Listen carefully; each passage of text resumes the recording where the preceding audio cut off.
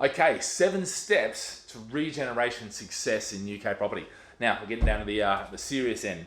And the reason I've chucked my glasses on now, because I'm going to read some of these things out. So basically, look, there's 7 steps to this regeneration strategy that we talked about. Okay, 7 things you need to. So when we talk about large-scale regeneration, that's the first thing, is we need it large scale. We need it big enough that the change in fundamentals is going to impact the area, not just the individual development. Okay, so that's the key thing. Funded, all right? So many regeneration plans that I've seen, the plans have been approved, but they haven't been funded.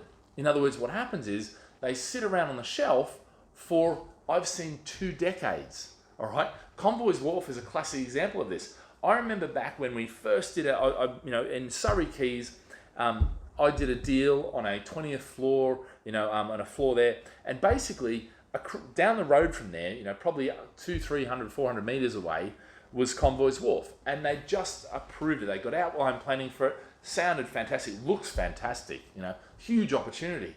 And guess what? That was back in 2004, early 5. You know what happened? I'm sitting here in 2023, and guess what? Still not a thing has been done with that. If you invested in that area or you bought close to there because of that, okay, you'd be severely disappointed. So make sure the funding is there for the regeneration. Broad-based, okay? And what do I mean by that? Broad-based is simply this, is you've got to make sure that it's not just you're building a new residential block, that the commercial, the industrial, the broad base of services and fundamentals is changing, because that's going to get the greatest uplift for you, which is what you really want, okay?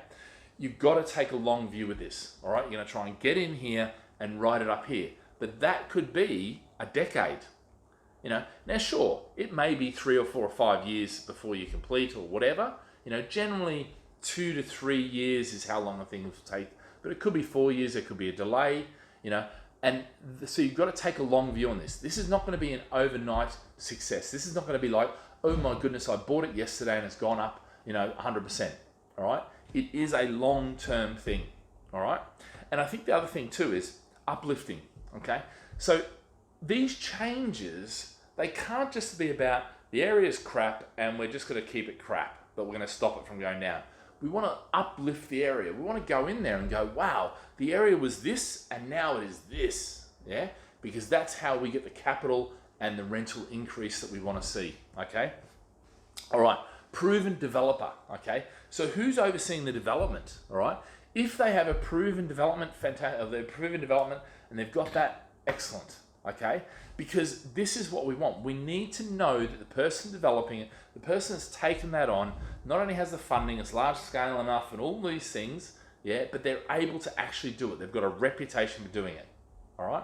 And then finally, okay, we've got to have the stakeholder invested. In other words, the councils, the fire, the planning, all this sort of stuff involved and want the project to happen, okay?